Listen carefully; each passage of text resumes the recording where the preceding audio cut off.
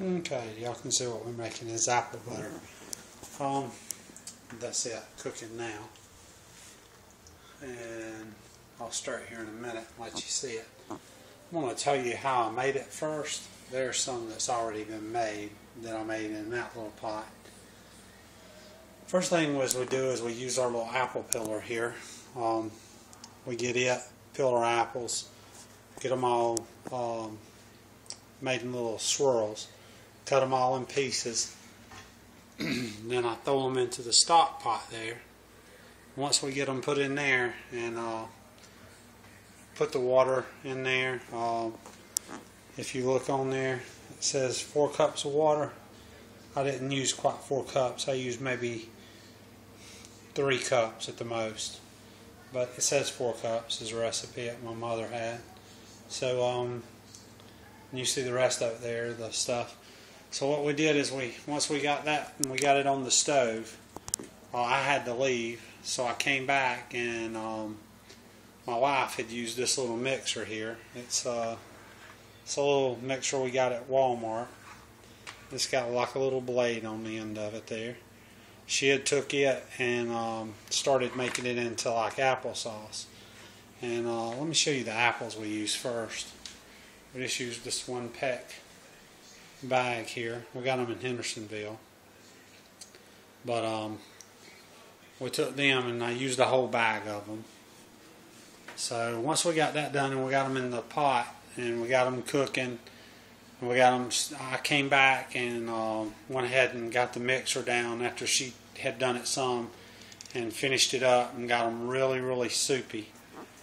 And we let them cook for a few more minutes and then she went ahead and started adding the sugar and all the other spice, allspice, the cinnamon. But that's what it's looking like right now. It's getting thicker. She just uses one of these bags, and I just stirred it just a minute ago. She uses one of these bags that she gets for just like cooking in your crock pot. And once we got it all to the point that we could pour it in here, we cooked it for a few minutes on the stove and then we poured it into the crock pot. And then she used another bag for that other little cooker there, and we poured, I don't know, well, you can see how much is in that jars there. That was what we had left that wouldn't fit in the crock pot. We had this crock pot filled all the way to somewhere right in there. And it actually cooked, it's already cooked down about an inch and something. So what we do is we'll let that set in there. It's been in there for about 4 hours. We'll let it go for another couple and steam off some more of the water out of it, get it a little bit thicker. Then we'll start putting it in the jars. But that's all I do.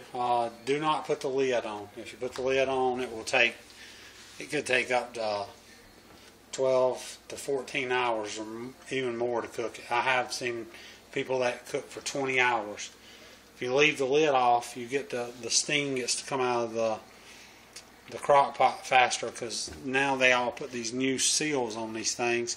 It's rubber seals around them, and you get one little hole for steam to get out of. So if you don't put the lid on, it'll steam out a lot quicker. But that's how I make mine. Actually, this is the first time that we've put it in the crock pot. We usually just go ahead and cook it on the stove and just turn the stove on real low. But with the kids and all around, we just figured we'd throw it in the crock pot. They usually won't mess with it. It's up there and the cord's kind of short and all. It's up out of the way. And they can't stand up on the stove lid. They can't open the lid up there and stand up there and try to reach up and grab it. So that's why we started doing it in the crock pot. I'm going to try it. It seems like it's doing really good this time. It's going to be fun to get it out of that bag, but we'll get it out and get it into the jars here before long. But yeah, that's all you really need is just this little thing here is what makes it so nice. So, I mean, here, I'll show you this is the whisk that you can use. This is my mother's. Get it over here and that'll tell you how big it is. I mean, it's a big old whisk. She bought it at the Jockey Lot. But yeah, we just take in, if you don't have a little blender like that, you can use a whisk. But these things are like $20 at Walmart. And like I say, if you look at this here, I mean it's thin. I mean it's chopped up really. I mean it's really thinner than applesauce. So if you get a chance to buy one of those, I would buy one of them and use it.